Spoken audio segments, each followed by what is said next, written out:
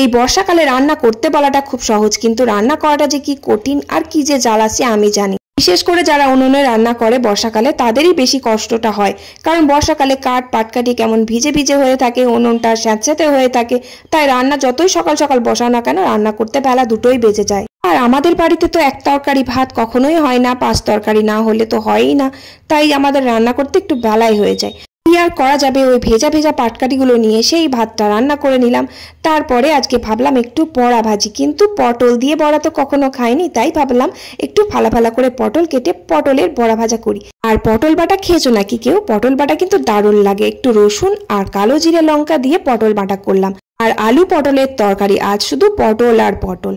আর কচি কচি আমরা দিয়ে একটু মুসুর ডালও করেছি। ব্যাস, রান্না শেষ করে কড়াইটা মেজে উপরে এলাম। আর বড় ছেলে স্কুলে গেছিল, সকালে টিফিন বানিয়ে দিয়েছিলাম, তাই অনেকগুলো বাসন ছিল, বাসনগুলো ধুয়ে মেজে চান করে খেতে বসলাম।